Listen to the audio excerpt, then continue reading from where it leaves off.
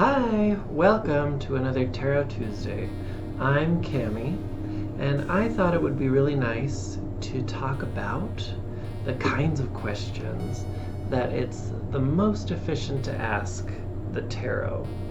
I get a lot of people who come to me and ask very vague questions or questions that are geared more toward other people. And those questions never come out very clearly. There are privacy issues because you're asking about another person. Like, well, what does Bobby Joe think about me? Does it matter? I don't think it really does. What matters more is, what do you think about Bobby Joe? Why are you here asking about Bobby Joe? There are some better questions that we could be asking. One of the questions that I've been asked a lot is this person my soulmate? That's kind of up to you. Are they your soulmate?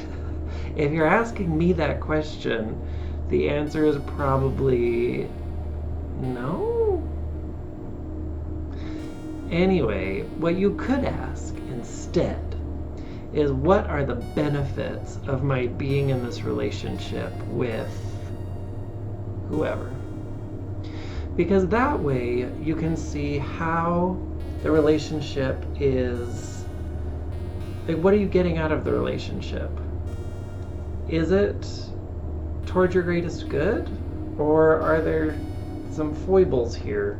Are there big red flags? Usually when people ask me that question, it's because there's giant red flags and they don't want to see the red flag, and so they're trying to have me put my hands in front of their eyes and just be like, no, there's no red flag, he's totally your soulmate,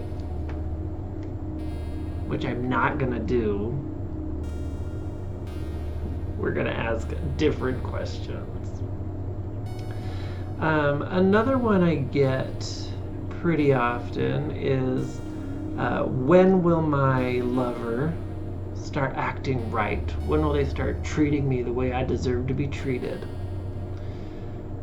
Again, if you're asking me that question, it's probably because they haven't been treating you very well. Or there are held resentments within the relationship, and already there's tension. So when you ask me that question, I already know that the real question isn't when will they act right and treat me right. It's really, what benefit am I getting from this relationship? What keeps me in this relationship? What can I do to gain a clearer perspective on this relationship? What is my part in the tensions in my relationship? What are the pros and cons of this relationship? And that's actually a pretty interesting one, because you can lay out a couple of columns. You just label the columns con, con, con, pro, pro, pro, and then lay like 3 cards out in each column and just see what the cards have to say about it.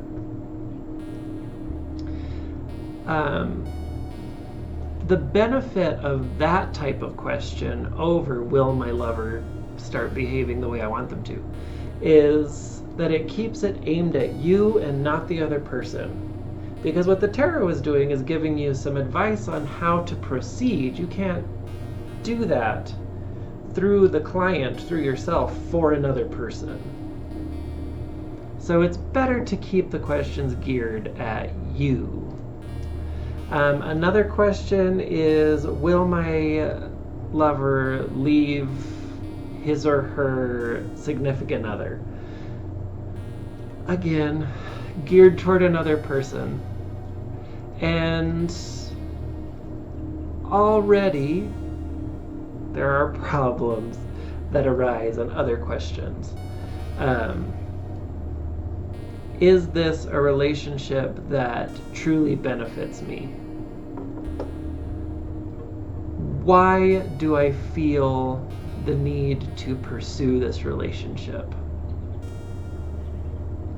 what in me resonates with this other person, and is it toward my highest good? Ask that kind of question.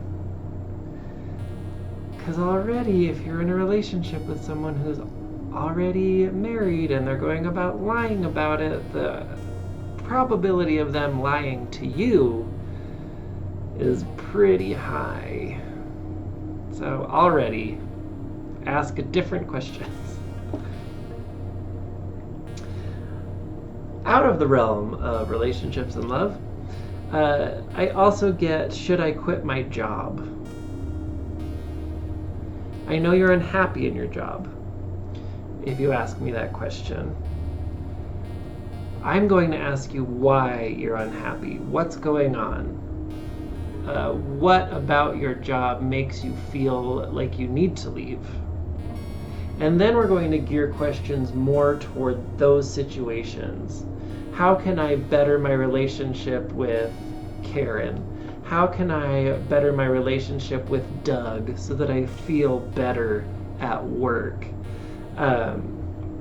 What can I do to stop procrastinating at work? I feel overwhelmed. Those kinds of questions are what I would be asking. You can also ask, what are the benefits of this job? What about the job is good for me? What do I have left to learn at this job? Is there an opportunity for another job in the near future? And if the cards are like, yeah, sure, there's another opportunity out there, how can I prepare for it? What are the signs to look for? A new job isn't just going to fall in your lap, usually. You have to do the legwork to go and find the new job. But the cards can kind of help you to figure out where to look, where the most beneficial areas to look might be. So those are the kinds of questions that you want to ask. And having a clear idea of what you want to do. Are there any jobs for, I don't know, like childhood psychology, if that's what you want to get into? Do you have the schooling? Do you have the ends already? Those are more important questions than should I quit my job? If you're not happy with your job, how can we shift things? Is it a part of your behavior that we can begin to shift, that you can begin to shift? Is it a new way of looking at things that you need? Is it that you actually do need to leave the job because it's trash, and some jobs just are, and it's okay that you leave those jobs rather than suffer the tortures of another person being awful or having so many other issues that might arise at a job. I've also had people ask me if it's a good idea to tell on someone who is sexually harassing them, and absolutely the answer to that is always yes. Always make sure that it's known that that person is acting inappropriately and that they are a dangerous element in the workplace. Always make that known. And if nothing gets done about it, then leave the job and make sure that other people know that that place doesn't keep their employees safe. Fuck that place.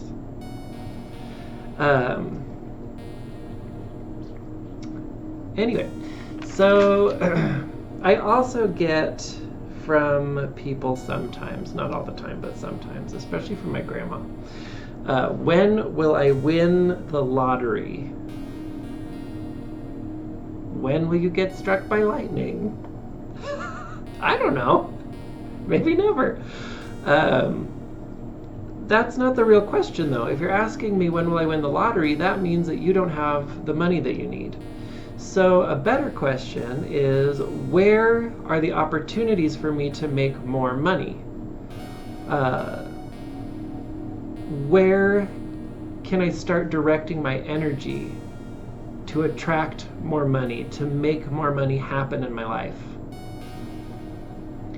gear it toward the actual problem and not toward fantasies that lead you away from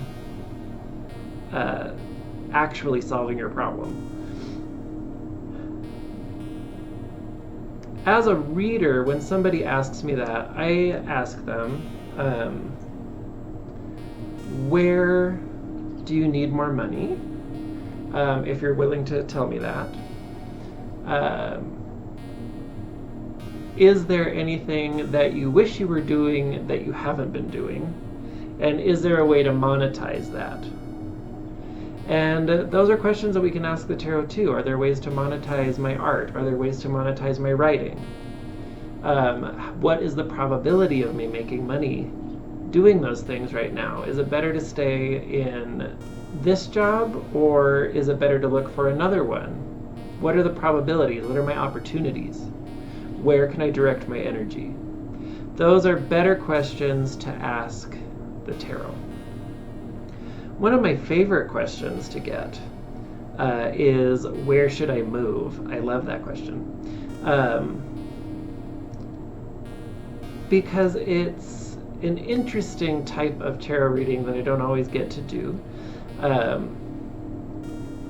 I think it's better that the querent, or you or whoever, has some idea of where they want to move. It's much harder to get to if they're like, where should I move? And you're like, oh, well, where do you have in mind? And they say, oh, I don't know. Like, okay. Do you want to stay in America? Do you want to move to Guam? Where are you going? And we're moving to Guam. And if they don't have an idea, it just makes it harder. It's a much broader question. So in that case, if somebody did ask you, where should I move, and they have absolutely no idea where, then just do a spread. In the US, since I'm guessing that they're probably already in the US, if they are, or wherever you are, wherever you happen to be, do we stay where we are in that general country, continent, whatever, or do we move outside of it? What are the benefits to staying in the general geographical area that I am already in? And what are the benefits to leaving that general geographical area? And then we can narrow it down from there. I really like it when people already have an idea of where they want to go. Like, where should I move? There are opportunities in Tulsa, in Memphis, and Boise. There's also an opportunity in Paris. Where should I go? Of course, my instant inclination is to be like, Paris, duh, go. Live your life. City of lights and love and cheese, go. But that's not always the right answer. So in that case, you have 4 options. Lay down 4 cards that represent each of those cities. And that's going to give you a general flavor of whether that city is going to have good opportunities for them or not. Whether the opportunities they think are there are going to pan out. And then lay down a second card, just for clarification, a furtherance of the picture. And if you need to, lay down a third and a fourth card, just to get a better picture of what might be going on in that city. Why is it better? Why is it worse? And those readings are always fun, because it's like partially dreaming, but also kind of planning, really gearing at self-development. Like, it just ends up being a lot of fun.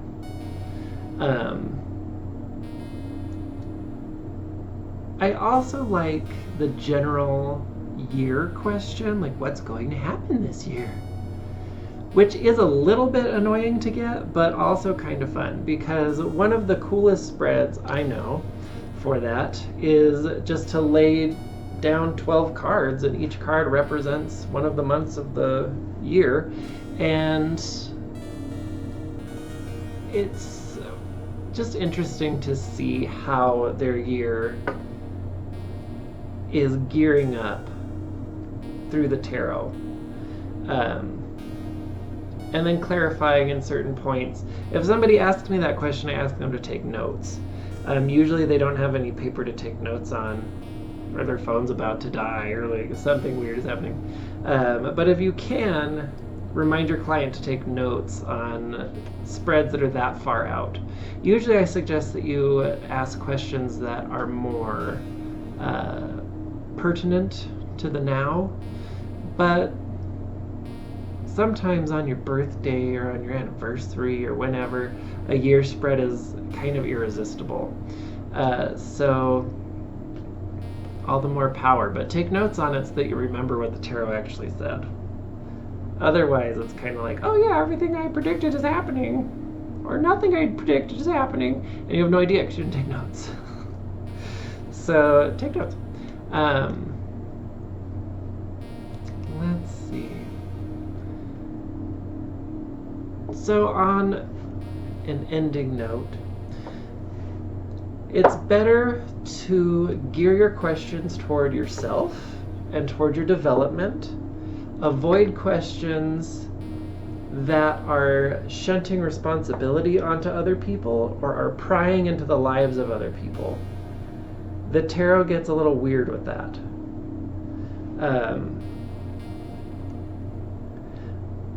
What tarot is most efficient at doing is helping you develop you.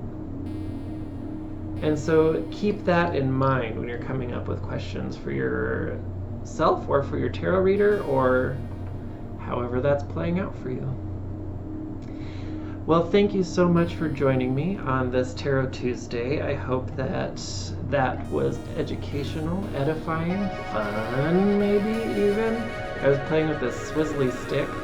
Hopefully that wasn't too distracting. It was helping me focus, so it was helping you focus. Please like this video, subscribe to my channel.